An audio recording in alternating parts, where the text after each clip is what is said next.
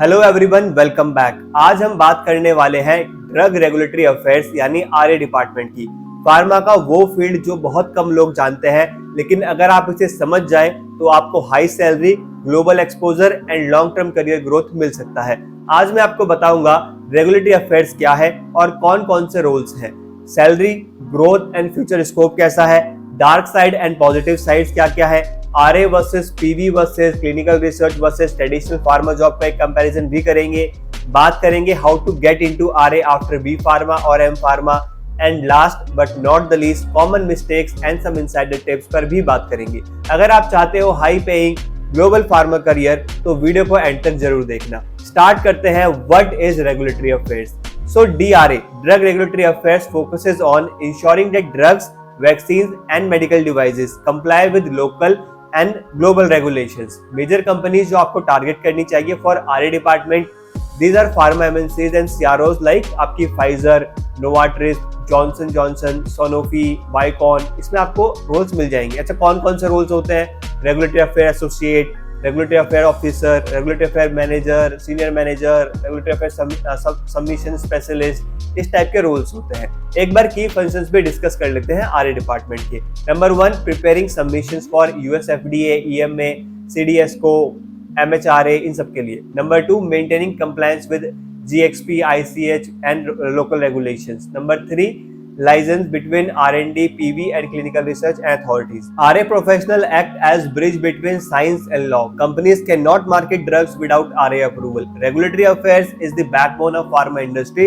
Without RA, no drug reaches patient. Now let's discuss salary and growth of this department. Entry level jobs B pharma या M pharma fresher जिसमें join करते हैं, RA associate या RO submission associate के तौर पर join करते हैं। 20 से 25,000 पर मंथ मिलती है स्टार्टिंग में। After 2 to 3 years of experience RA officer, senior RA associate 35 से 40-50,000 तक पहुंच जाते हैं। Senior roles RA manager, RA head, they earn like 1 to 2.5 lakh per month भी उनकी सैलरी पहुंच जाती है। अभी positive side of RA discuss करते हैं। High salary, high growth, global exposure and international opportunity. RA gives better salary and long-term growth than traditional pharma jobs like production or QA roles. अच्छा, why regulatory affair is future-proof? Pharma companies and medical devices industries are growing globally. Increasing regulatory complexity means high demand for RA experts. Global expansion of Indian pharma companies भी RA की demand को बढ़ा रही है। देखो, उससे काफी सारे पॉजिटिव साइड्स हैं, लाइक कॉर्पोरेट वर्क है, इंटेलेक्चुअल चैलेंजेस हैं, प्रिडिक्टेबल ऑफिस आवर्स है, opportunity to specialize in drugs, medical devices, cosmetics और clinical compliance. In fact work from home and global roles भी आपके इमर्जिंग हो रहे हैं। सीधी बात, RA is high paying, globally recognized and intellectually satisfying, perfect for ambitious pharma graduates. Now let's discuss the dark side and challenges of regulatory affair job profile. Workload. Regulatory submissions documentation is very heavy. Deadlines are strict. Missing regulatory timelines can cause compliance issues. Rules and guidelines are complex. Work can be monotonous. If you do not specialize, RA can be a difficult field for you. RA can be stressful initially, but intellectual stress leads to high paying and secure career.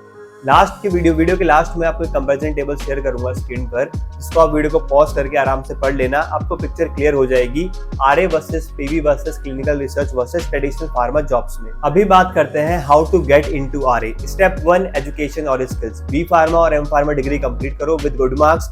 Learn US FDA, EMA, CDSCO, ICS guidelines, regulatory submissions. Step 2, entry level job अपना आप लेने की कोशिश करो। RA associate, regulatory officer बनने की कोशिश करो।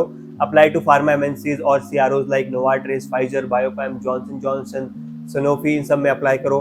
Step 3, upgrade skills. Online certifications करो, regulatory affairs basics, US FDA submissions, medical devices regulation, इन सबको पढ़ो। Network in LinkedIn, RA groups में ज्वाइन करो। लास्टली अभी बात करते हैं कॉमन मिस्टेक्स जो आपको अवॉइड करनी है। Ignoring documentation accuracy, not learning global regulatory frameworks, jumping jobs too early. RA is skill plus knowledge plus networking driven, more expertise, faster promotions. Now let's talk about a repeated question. Should you join regulatory affairs after B Pharma or M Pharma?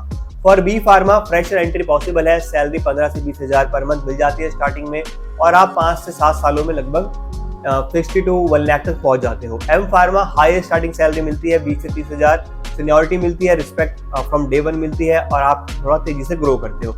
it becomes easier to enter global RA. B Pharma is enough to start RA career, but M Pharma accelerates growth and opens global opportunities.